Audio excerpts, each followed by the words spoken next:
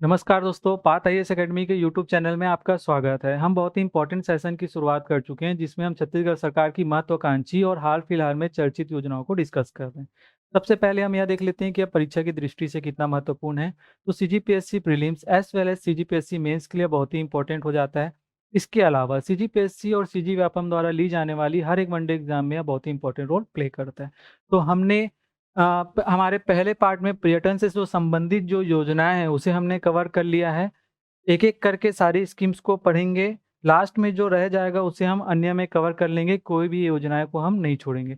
आज हम पढ़ने वाले हैं कृषि और जल संसाधन से संबंधित योजनाओं को। आज का टॉपिक हमारा बहुत ही इम्पोर्टेंट है। आने वाले एग्ज़ाम में आपको इससे 1 से 2 प्रश्न डेफ़िनेटली देखने को मिलेंगे।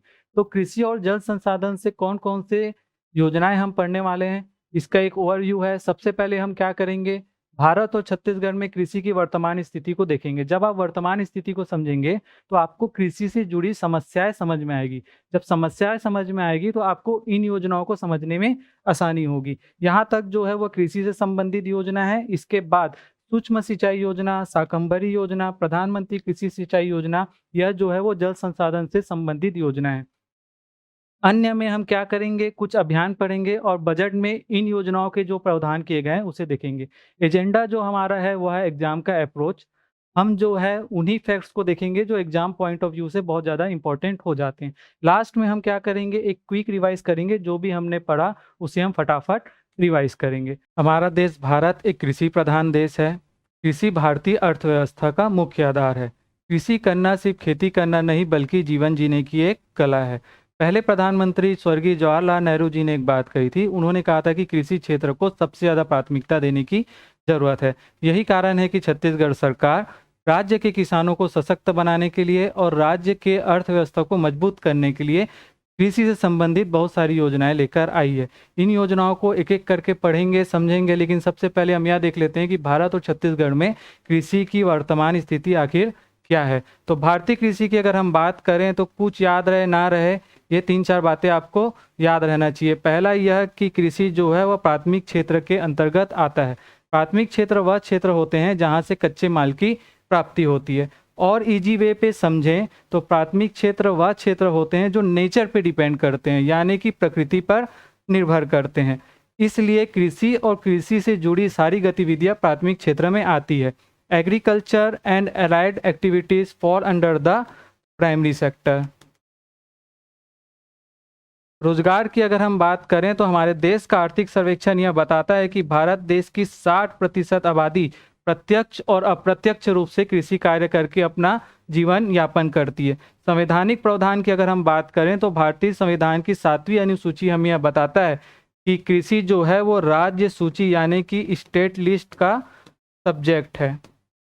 हालांकि जाने माने कृषि वैज्ञानिक और भारत में हरित क्रांति के प्रणेता स्वामीनाथन साहब के अनुसार इसे संवर्ती सूची यानी कि कॉन्करेंट लिस्ट में डाला जाना चाहिए। लेकिन समानता यह माना जाता है कि केंद्र और राज्य के मध्य टकराव की स्थिति उत्पन्न ना हो, इसलिए जरूरी है कि यह राज्य सूची में बना रहे। सिंचाई की अगर हम बात करें तो जितने भूभाग में सिंचाई कृषि होती है उतने भूभाग के 45% तक ही हम सिंचाई सुविधाएं पहुंचा पाएँ। अन्य 55% में हम आज भी मानसून पर निर्भर हैं। हम छत्तीसगढ़ में कृषि की स्थिति देखते हैं तो रोजगार की अगर हम बात करें तो 80% जनसंख्या प्रत्यक्ष और अप्रत्यक्ष रूप से कृषि कार्य करके अपना जीवन यापन करती है। परसेंट में 80%, आंकड़े में ये होते हैं 40.10 लाख किसान परिवार। 40.10 लाख किसान नहीं बल्कि 40.10 लाख किसान परिवार कृषि कार्य करके अपना जीवन यापन करते हैं। इनमें से भी जो 82% हैं वह लघु एवं सीमांत किसान हैं। लघु एवं सीमांत किसान वह किसान होते हैं जो 1 से 2 हेक्टेयर की भूमि में कृषि करते हैं, यानी कि छोटे किसान। तो मैं आपको बता ही दे रहा हूँ ये सारी बातें ताकि आप समझ पाओ। तो जो पॉलिसी बनती है गवर्नमेंट की वो इनको टारगेट करके यानी इन छोटे किसानों को टारगेट करके बनती है। तो ये बात आपको ध्यान में रखना है। जीएसडीपी की अगर हम बात करें तो 16.7% कृषि का कंट्रीब्यूशन है। यानी कि राज्य की जीएसडीपी अगर 100 रुपये है, उसकी वैल्यू अगर 100 रुपीज़ है, तो उसमें 16.7 रुपीज़ का एग्रीकल्चर का कंट्रीब्यूशन है। सिंचाई की अगर हम बात करें तो वहाँ पे 45% राष्ट्रीय लेवल पे, लेकिन छत्तीसगढ़ में 36% तक ही हम सिंचाई सुविधाएं पहुँचा पाए हैं। तो योजनाओं को पढ़ना शुरू करते हैं बहुत ही महत्वाकांक्षी योजना मिलेट मिशन के साथ। मिलेट मिशन की शुरुआत होती है 10 सितंबर 2021 को। इस योजना को डिटेल में पढ़ने से पहले हम यह देख लेते हैं कि आखिर मिलेट होते क्या हैं। तो लघु धान्य फसल जैसे ज्वार, बाजरा, कोदो, कुटकी, रागी, बैरी, झंगोरा जैसे लघु धान्य फसल और मोटे अनाज को मिलेट कहा जाता है। लेकिन छत्तीसगढ़ में मुख्यतः कोदो, कुटकी और रागी का ही उत्पादन होता है। तो छत्तीसगढ़ में मिलेट का जो आशा है वो कोदो, कुटकी और रागी से है। इस योजना का उद्देश्य क्या है कि मिलेट का सही मूल्य प्रदान करना। यानी कि सरकार चाहती है कि मिलेट का उत्पादन ज़्यादा हो। कितना ज़्यादा हो कि छत्तीसगढ़ सरकार की मंशा है कि छत्तीसगढ़ देश में मिलेट हब के रूप में अपनी पहचान बना ले। कब तक बना ले? तो वर्ष 2023 तक बना ले। 2023 के पीछे का क्या लॉजिक है? तो यूएनजीए संयुक्त राष्ट्र सामान्य सभा ने वर्ष 2023 को इंटरनेशनल ईयर ऑफ मिलेट के रूप में मनाने का क्या लिया है? निर्णय लिया है। अब हम यह देखते हैं कि आखिर मिलेट में ऐसा क्या है जो राष्ट्रीय अंतर्राष्ट्रीय लेवल में इसकी इतनी बात हो रही है, इसकी इतनी डिमांड हो रही है। तो मिलेट मैन के नाम से मशहूर डॉक्टर खादरवली के अनुसार इसमें कई ऐसे पोषक तत्व जैसे ज्वार, iron, calcium, magnesium, phosphorus, vitamin B 3, vitamin B 6 पाए जाते हैं, जो कि हमारी इम्यूनिटी को बढ़ाने में बहुत ज़्यादा हेल्पफुल होते हैं। इसके अलावा डायबिटीज़ की पेशेंट के लिए भी यह बहुत ज़्यादा मददगार साबित होता है। इसके अलावा यह कम पानी वाले क्षेत्रों में और कम उपजाऊ वाले मिट्टी में भी इसका उत्पादन किया जा सकता है। तो हमें यह समझ में आया कि मिलेट क्यों इतना इम्पोर्टेंट है। तो यह योजना की शुरुआत कब हुई थी? 10 सितंबर 2021 को। क्यों की गई? क्योंकि इसकी डिमांड ज़्यादा थी। डिमांड क्यों ज़्यादा थी? क्योंकि इसमें कई ऐसे पोषक तत्व पाए जाते हैं। अब हम यहाँ देखते हैं कि इस योजना को कितने जिलों में संचालित किया गया है, कहाँ संचालित हो रहा है। तो हालांकि 20 ऐसे जिले हैं जहाँ पे इसका उत्पादन मुख्यतः होता है, लेकिन पहले चरण में 14 जिलों को शामिल किया गया है। यह 14 जिले मैं आपको याद करा रहा हूँ, ध्यान से सुनना। बस्तर संभाग के सातों जिले कौन कौन से?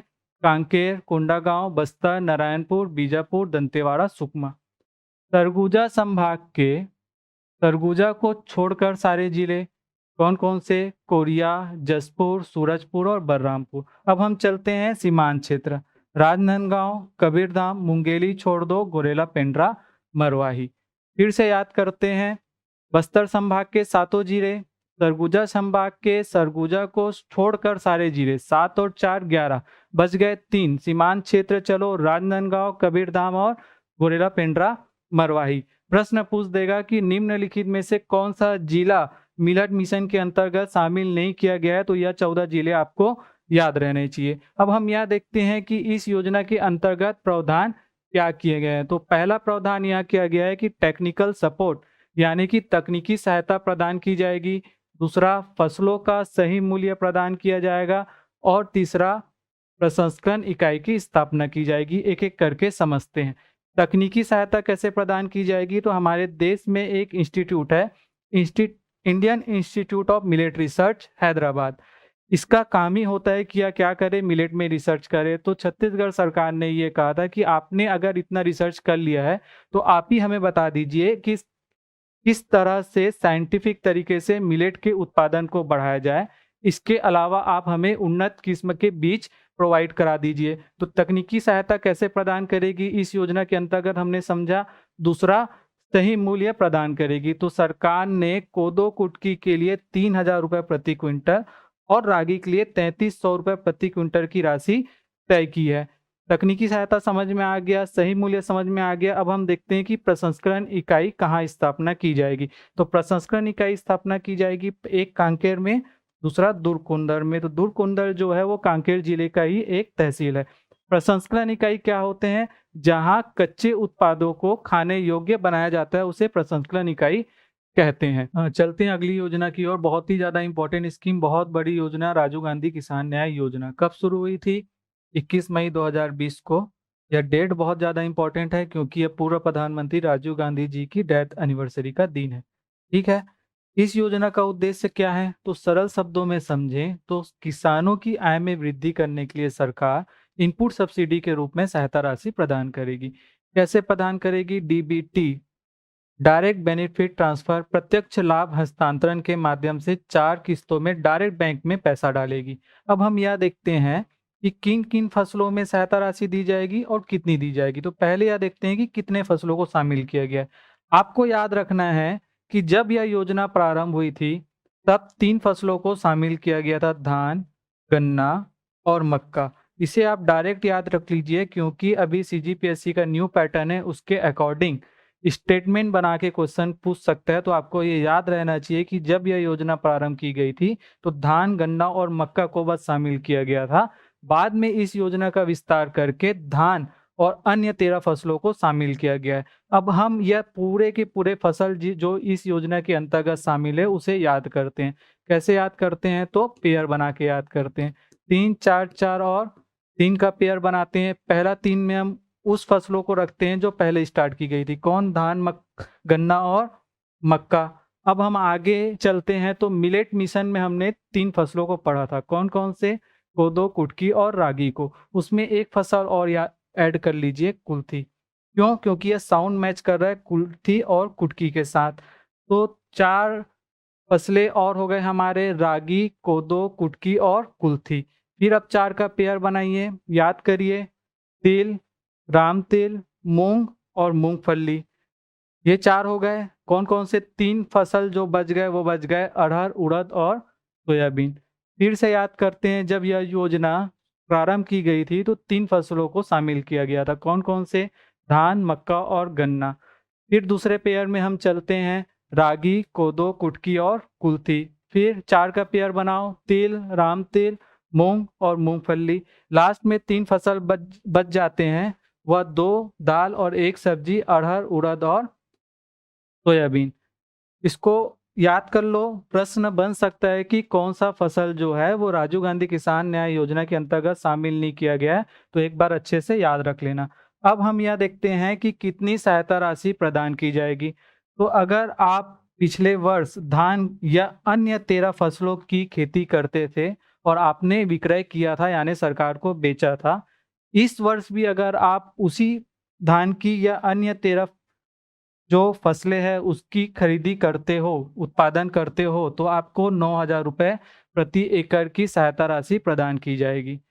अगर आप धान के बदले अन्य 13 फसल, यानी कि पहले धान की खेती करते थे, अब धान के बदले अन्य 13 फसलों का आपने उत्पादन किया, तो आपको 1,000 रुपए बढ़कर यानी कि 10,000 रुपए प्रति एकड़ की राशि प्रदान की जाएगी।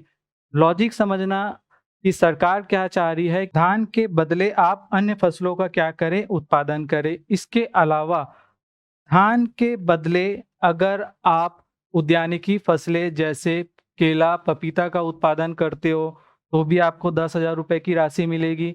धान के बदले अगर आप सुगंधित फसल या फोर्टिफाइड फसलों का उत्पादन करते हो, तो भी आपको 10,000 रुपए की राशि प्रदान की जाएगी।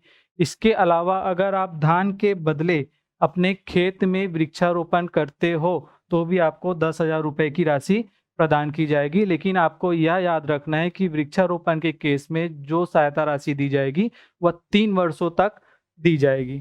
ठीक है? फिर से रिवाइज़ करते हैं। अगर आप धान या अन्य 13 फसलों का उत्पादन करते थे, अब भी उसी फसलों का उत्पादन कर रहे हो, तो 9,000 रुपए प्रति एकड़ दिया जाएगा। अगर आप धान के बदले अन्य 13 फसल या धान के बदले उद्यानिकी फसल जैसे केला, पपीता या धान के बदले वृक्षारोपण करते हैं, तो आपको 10,000 रुपए प्रति एकड़ की राशि प्रदान की जाएगी।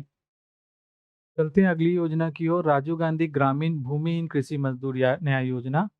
इस योजना की शुरुआत सत्र 2021-22 में हुई थी। इसमें क्या किया गया है? कृषि मजदूरों को, यानी कि ऐसे किसान जिनके पास जमीन नहीं है मगर वह किसी न किसी प्रकार से किसानी कार्य से जुड़े हुए हैं, ऐसे भूमिहीन कृषि परिवार को क्या किया जाएगा? 7,000 रुपए प्रति वर्ष की राशि प्रदान की जाएगी। अब हम यह समझते हैं कि आखिर भूमिहीन को डिफाइन कैसे करेंगे। तो भूमिहीन का मतलब वह हुआ कि उसके परिवार के किसी भी सदस्य के पास अंश मात्र भी कृषि जमीन ना हो। अब हम यह देखते हैं कि परिवार को कैसे डिफाइन करेंगे। तो परिवार का आशय है पति पत्नी, बच्चे और उन पर आश्रित माता-पिता। ऐसे किसान जिनके पास ज़मीन नहीं है, जिसके परिवार के पास, उन्हें ₹7,000 प्रतिवर्ष प्रति परिवार दिया जाएगा। पहले इस यूनिट को आप समझो, मैं एक कांसेप्ट आप लोग को क्लियर करा रहा हूँ। जब हमने मिलेट मिशन पढ़ा था, तो कोदो कुटकी रागी ₹3,000 और ₹3,377 प्रति क्विंटल, वहाँ पे यूनिट था आपका, जो इकाई थी, वह थी प्रति क्विंटल, यानी वो फसल जो विक्रय हो रहा है, उस पे डिपेंड कर रहा था। जब हमने राजीव गांधी किसान न्याय योजना पढ़ा, तो उसमें हमने देखा कि प्रति एकड़ की सहायता राशि दी जा रही है, यानी कि वह फसलों पे डिपेंड नहीं कर रहा है, वह डिपेंड कर रहा है कि आपकी लागत क्या है, आप कितने एकड़ की भूमि में कृषि कार्य कर रहे हैं। यहाँ पे जो यूनिट है वह प्रतिवर्ष प्रति परिवार है, यानी कि इनके पास ना तो जमीन है, ना तो फसल है, इसलिए एक परिवार को, अगर वह भूमिहीन है और किसान कृषि कार्य करते हैं, तो ₹7,000 हर साल उन परिवारों को दिया जाएगा। यह राशि जो है, वह जब योजना प्रारंभ हुई थी तो ₹6,000 थी। इस साल के बजट में इसे 6,000 से बढ़ाकर ₹7,000 किया गया। यह बहुत ही ज़्यादा इम्पोर्टेंट है। लाभान्वित में अगर हम देखें, तो लाभ जो है सिर्फ भूमिहीन कृषि परिवार को नहीं हो रहा है, बल्कि ऐसे मजदूरी करने वाले लोग जैसे चरवाहा, बढ़ई, लोहा, मुचई, नाई, धोबी जैसे पौनी पसारी व्यवस्था से जुड़े परिवारों को भी इस योजना के अंतर्गत शामिल किया गया है। आदिवासी संस्कृति को बचाए रखने वाले बैगा, गुनिया, मांझी, चालकी को भी इस योजना के अंतर्गत शामिल किया गया है। कंफ्यूज नहीं होना, यह जनजाति नहीं है। जो आदिवासी क्षेत्र के जो भूमि हैं, जो आदिवासी क्षेत्र के जो देव स्थल हैं, उनकी देख-रेख करने वालों को इस नामों से पुकारा जाता है। 3,55,000 से ज़्यादा किसान जो हैं भूमिहीन परिवार को इस योजना के अंतर्गत लाभ मिलेगा, यह सरकार का कहना है। चलते हैं अगली योजना की ओर, सुराजी गाँव योजना। आज के टाइम में हम जैसे यह देखते हैं कि किस शहर में कितने मॉल हैं, किस घर में कितने कार हैं, कितनी एसी है, उसी तरीके से पहले यह देखा जाता था कि किस गाँव में कितने नाले हैं, किस घर में कितनी बड़ी बाड़ियाँ हैं और कितने पशुधन है। उससे उस घर का और उस गाँव का संपन्नता का अंदाज़ा लगाया जाता था। तो सुराजी गाँव योजना के अंतर्गत जो कार्यक्रम चलाए जा रहे हैं, वो उन्हीं परंपरागत संसाधनों को संरक्षित करने के लिए और पुनर्जीवित करने के लिए सरकार 4 कार्यक्रम लेकर आई है, नरवा, गरवा, गुरवा और बाड़ी। इसे एक-एक करके देखते हैं और समझते हैं। नरवा कार्यक्रम का उद्देश्य है नाले का संरक्षण करना। पहले हम नाले को समझ लेते हैं। नाले क्या होते हैं? बहुत से स्टूडेंट ये कन्फ्यूज़ होते हैं। जहाँ से गंदा पानी निकलता है उसे ही नाला कहा जाता है, ऐसा नहीं है। नाला वह होता है बरसाती नाला, यहाँ पे जो बात हो रही है वो बरसाती नाले की हो रही है। जैसे नदी होता है, नदी का जल संग्रहण क्षेत्र बहुत बड़ा होता है। इसका जल संग्रहण क्षेत्र जो होता है वो बहुत छोटा होता है, जिसे नाला कहा जाता है। नाला को क्या करना है? संरक्षण करना है। इसके थ्रू क्या किया जाएगा? जो एग्रीकल्चर से रिलेटेड जो एक्टिविटीज़ है, उसे बढ़ाया जाएगा। इसके बाद क्या कह रहे हैं कि जल स्रोतों का संरक्षण करना, पुनर्जीवित करना, ताकि सतही जल बहकर अन्यत्र न जाए। इसे समझते हैं कि जब पानी अलग-अलग विभिन्न धाराओं में बहेगा, तो एक टाइम पे जाके वो क्या हो जाता है? खत्म हो जाता है। तो इस कार्यक्रम का उद्देश्य यह है कि एक जल मार्ग प्रोवाइड किया जाए और जो बीच में जो गाद आएँगे, उसे हटाया जाए, ताकि वह एक धारा में बहे और लंबे समय तक बहे। इससे क्या होगा? भूगर्भीय जल में वृद्धि होगी, जो जमीन के अंदर का जो पानी का स्रोत है वो बढ़ेगा और गर्मी के दिनों में नाली में जल उपलब्धता बनी रहेगी। इस साल का जो मुख्यमंत्री जी का स्वतंत्रता दिवस के अवसर पर जो भाषण है, उसमें उन्होंने कहा है कि नरवा कार्यक्रम हमारा सक्सेस हुआ है। 30% तक जो है भूगर्भीय जल में वृद्धि हुई है, यह उन्होंने अपने भाषण में कहा है, तो ये आपको याद रखना है। अगला जो कार्यक्रम है वह है गरवा। गरवा कार्यक्रम के तहत क्या किया जाएगा? जो गौवंशी और भैंसवंशी पशुधन है, उनका संरक्षण किया जाएगा। कैसे किया जाएगा? तो गौठानों का निर्माण किया गया है। गौठान में क्या किए जाएँगे? छाया प्रोवाइड किया जाएगा, इसके अलावा चारा और पानी का प्रबंध किया जाएगा। गौठान में क्या होंगे? 2 कक्ष होंगे, भंडार और डिस्पेंसिंग। भंडार में क्या होगा? भंडार कक्ष में पैरा वगैरह रखा जाएगा और डिस्पेंसिंग कक्ष में औषधि और टीकाकरण से संबंधित उपकरण रखे जाएँगे। इन गौठानों का इन गौठानों का देख-रेख करने के लिए ग्राम गौठान समिति बनाई गई है। ग्राम गौठान समिति के बारे में जो इन्फॉर्मेशन है वो ईज़िली अवेलेबल नहीं होते हैं। मैं आपको कुछ इससे रिलेटेड फैक्ट्स बता रहा हूँ जिसको आपको याद रखने हैं। ग्राम गौठान समिति जो है उसमें 8 से 13 मेंबर होंगे। 8 मिनिमम मैक्सिमम 13 मेंबर होंगे। उनमें से एक अध्यक्ष होगा। इसमें से एक जो होगा वो शासकीय प्रतिनिधि होगा, गवर्नमेंट रिप्रेजेंटेटिव होगा, जिसका जो चयन है वो जिलाधिकारी करेंगे। ठीक है? इसमें ये कहा गया है कि 1/3 जो सदस्य है वो महिला होनी चाहिए, कोशिश की जानी चाहिए कि 1/3 सदस्य जो है वो महिला हो, हालाँकि कंपल्सरी नहीं किया गया है। इसके अलावा ये याद रख लो कि इसकी जो अवधि है, टेन्योर है वो 1 वर्ष का है।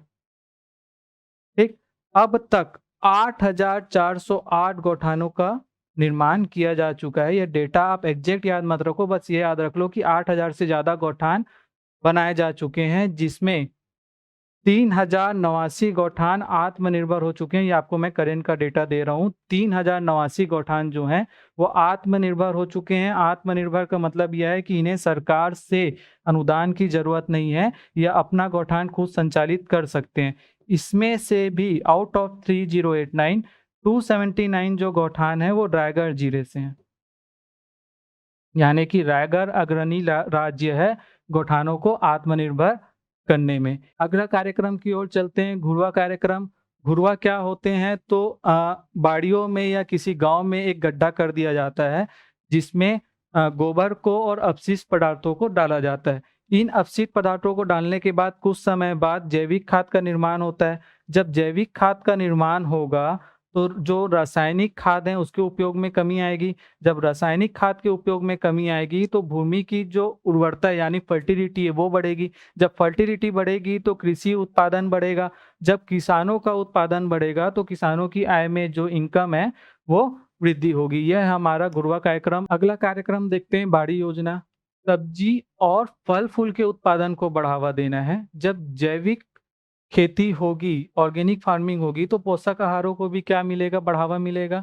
इसके बाद सरकार ये कह रही है कि आप अपनी आवश्यकताओं की पूर्ति जितनी ज़रूरत है, उसके साथ-साथ इतना उत्पादन कर लो कि आप बिज़नेस कर पाओ। इससे क्या होगा, जो ग्रामीण हैं उनको क्या होगा? एक्स्ट्रा इनकम होगा। सरकार इसके लिए क्या कर रही है कि फल और सब्जी के लिए बीजों का क्या कर रही है? वितरण कर रही है। अब तक ये लेटेस्ट डेटा है कि 3 लाख से अधिक बाड़ियों का क्या किया जा चुका है?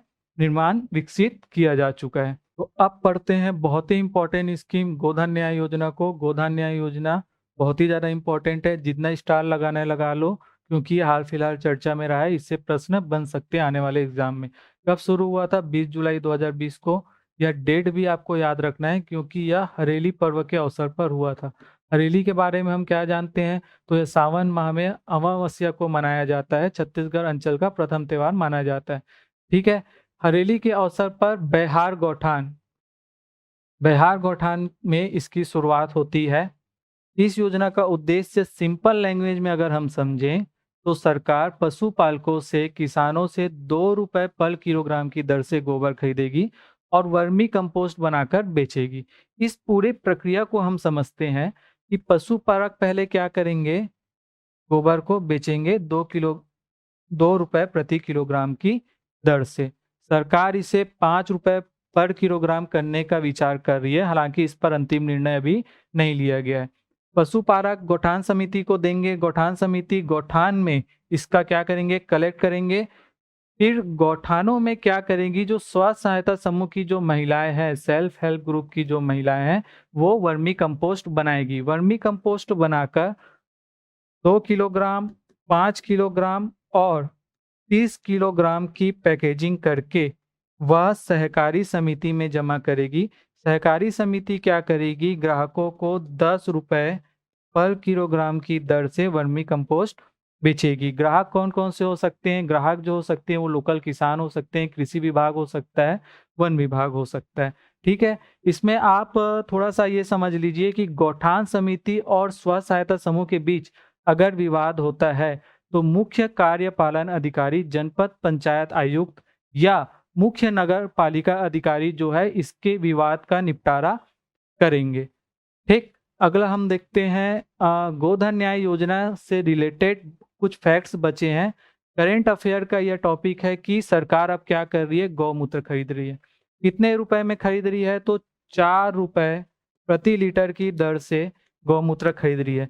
इसका जो शुभारंभ हुआ वह भी हरेली पर्व के अवसर पर करसा नामक गौठान जो कि पाटन दुर्ग में है, वहां पे हुआ। तो आपको क्या क्या याद रखना है, पहला याद रखना है गोबर, गोबर 2 रुपए प्रति किलोग्राम, गौमूत्र 4 रुपए प्रति लीटर, वर्मी कंपोस्ट 10 रुपए पर किलोग्राम। इसके अलावा दो आपको मैं नई बातें बता रहा हूं, एक है सुपर कंपोस्ट। सुपर कंपोस्ट का जो निर्माण है वह गोबर को जो है बेसन और गुड़ में मिलाकर कुछ दिनें रखने पर कुछ दिनों के बाद उस पे डीकम्पोजर नामक जीवाणु मिलाकर 24 दिनों के बाद सुपर कंपोस्ट तैयार किया जाता है। वह 6 रुपए प्रति किलोग्राम की दर से बिक रहा है। और सुपर कंपोस्ट प्लस जो है 6.5 रुपए प्रति किलोग्राम की दर से बिक रहा है। तो गोबर 2 रुपए, 5 रुपए हो सकता है, लेकिन इस पे अभी अंतिम निर्णय नहीं लिया गया है। वर्मी कंपोस्ट 10 रुपए, सुपर कंपोस्ट 6 रुपए, सुपर कंपोस्ट प्लस जो है वह 6.5 रुपए। इतना आपने याद रख लिया। इसके अलावा बहुत ज्यादा इंपॉर्टेंट यह है कि अब जो है गोबर से पेंट बनाया जा रहा है।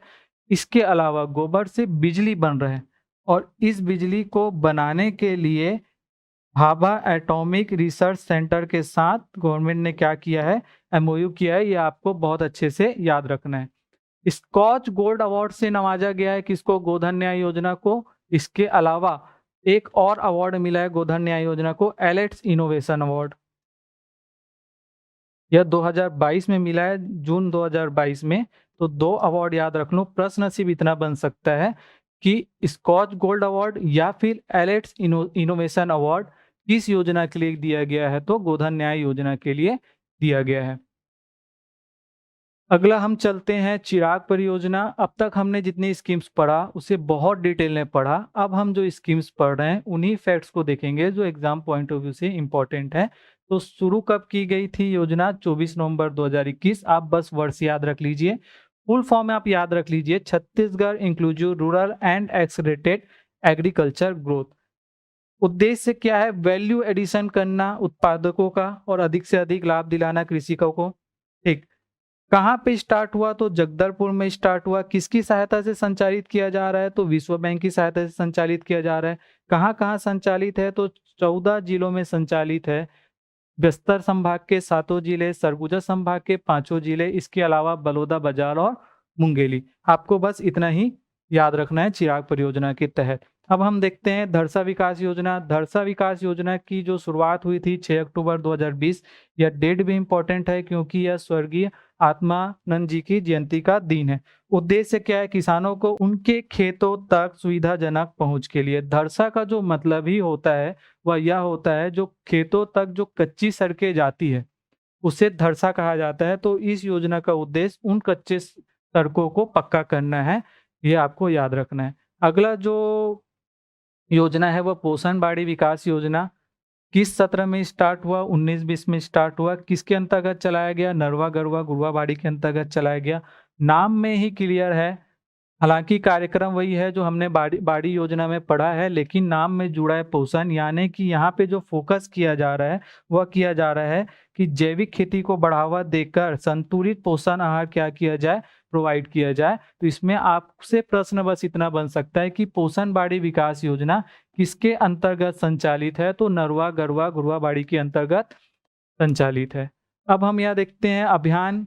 अभियान की अगर हम बात करें तो गढ़वा अभियान को सक्सेस बनाने के लिए, गढ़वा जो कार्यक्रम है उसे सक्सेस बनाने के लिए सरकार हर साल रोका छेका अभियान लेकर आती है। इस साल कब हुआ था, 10 जुलाई 2020 से 20 जुलाई 2020 को। ठीक है, इस साल क्या किया गया, स्वास्थ्य की जांच की गई, पशुधन की, पशु नस्ल सुधार हेतु बधियाकरण किया गया, कृत्रिम गर्भधारण किया गया और टीकाकरण किया गया। तो आपको याद रखना है यह डेट, 10 जुलाई 2022 से 20 जुलाई 2022 में रोका छेका अभियान चलाया गया। अगला जो है पीएम फसल योजना के लिए को सफल बनाने के लिए सरकार, हालांकि यह केंद्र प्रवर्तित योजना है लेकिन छत्तीसगढ़ सरकार ने एक कार्यक्रम चालू किया है कि नाम क्या है इसका, मेरी पॉलिसी मेरे हाथ कार्यक्रम। इसके तहत क्या किया जाएगा, जो पॉलिसी कागजात हैं, जो भी पीएम फसल बीमा योजना के अंतर्गत जो लोग शामिल हैं, उनको पॉलिसी कागजात वितरित किया जाएगा इस कार्यक्रम के तहत। ये करंट अफेयर का आपका टॉपिक है, लेकिन मैंने आपको कवर करा दिया है। किसने किया है इसको स्टार्ट, तो कृषि मंत्री रविंद्र चौबे जी ने स्टार्ट किया है। जल संसाधन विभाग भी इनके पास है, और टीएस सिंहदेव जी के इस्तीफे के बाद पंचायत विभाग का भी प्रभार इनके पास है, ये आपको याद रखना है। चलते हैं, बहुत ही इंपॉर्टेंट इसकी सिंचाई योजना। यहाँ से हमारा जल संसाधन से संबंधित योजना स्टार्ट हुई है। कब स्टार्ट हुआ था, सन 2013-14 में। क्या उद्देश्य है इस योजना का, तो फव्वारा स्प्रिंकलर प्रदान करना, ताकि बूंद बूंद पानी का प्रयोग करके ज्यादा से ज्यादा कृषि क्षेत्र को सिंचित किया जा सके। के तहत क्या किया जा रहा है, लघु एवं सीमांत किसान को 70% की छूट दी जा रही है। लघु एवं सीमांत किसान मैं आपको बता चुका हूँ, ऐसे हेक्टेयर की जमीन पे खेती करते हैं, तो इनको 70% की छूट दी जा रही है। इन 70% में जो है 33% सेंट्रल गवर्नमेंट और 33% जो है स्टेट गवर्नमेंट कंट्रीब्यूट करेगी। अन्य किसान यानी कि मध्यम एवं वृहद किसान में 27% जो है सेंट्रल गवर्नमेंट और 23% स्टेट गवर्नमेंट कंट्रीब्यूट करेगी। इसमें आपको याद रखना है कि अन्य किसान वाले मामले में सेंट्रल गवर्नमेंट ज़्यादा छूट दे रही है, उसका कंट्रीब्यूशन ज़्यादा है, लगभग 27% है। सूक्ष्म सिंचाई योजना हो गया। अगली योजना चलते हैं, बहुत ही ज़्यादा इंपॉर्टेंट, इस बहुत बार सीजी व्यापम और सीजीपीएससी द्वारा पूछा गया है। शाकंभरी योजना कब स्टार्ट हुई थी, 2005। का उद्देश्य क्या है, तो सिंचाई संसाधनों का क्या करना, विकास करना, इसके अलावा कुओं का निर्माण करना और पंप प्रदान करना। कौन से पंप दिया जाएगा, तो विद्युत सबमर्सिबल पंप, डीजल पंप प्रदान किया जाएगा, उसमें 75% जाएगी किसको, फिर से लघु एवं सीमांत किसान। लघु एवं सीमांत किसानों को 0.5 हॉर्स पावर से 5 हॉर्स पावर तक का जो विद्युत पंप दिया जाएगा, उस पे 75% की छूट दी जाएगी। आपको याद रखना है, कुआं निर्माण में जो भी आपका खर्च आएगा, उसमें 50% की क्या दी जाएगी, छूट दी जाएगी। किसके तहत, शाकंभरी योजना के तहत। अगली बहुत ही ज्यादा इंपॉर्टेंट स्कीम है, सेंट्रल गवर्नमेंट की स्कीम कब स्टार्ट हुई थी, वर्ष 2015 को, प्रधानमंत्री कृषि सिंचाई योजना। का उद्देश्य क्या है कि सुनिश्चित सिंचाई के तहत खेती योग्य जमीन क्षेत्र, यहाँ जहाँ पे खेती हो सकती है, उसका विस्तार करना, और उन खेतों में हर खेत को क्या देना, पानी प्रोवाइड करना। इसके लिए एक और प्रणाली है, परिशुद्ध सिंचाई प्रणाली, जिसे प्रिसीजन फार्मिंग कहते हैं इंग्लिश में। इसमें क्या करना, निजी क्षेत्रों को बढ़ावा देना इस योजना का उद्देश्य है। हम ये समझते हैं कि प्रिसीजन फार्मिंग होते क्या है। प्रिसीजन फार्मिंग की जब बात की जाए, तो आप एक वर्ड याद रखना, वेरिएबिलिटी, यानी कि सिचुएशन के अकॉर्डिंग जो है चीज़ें वैरी करती है। किसी जगह पे ज़्यादा पानी की आवश्यकता होती है, किसी जगह पे कम होती है। किसी किसी जो मिट्टी होती है, उसकी जल धारण क्षमता बहुत ज़्यादा होती है, किसी जगह कम होती है।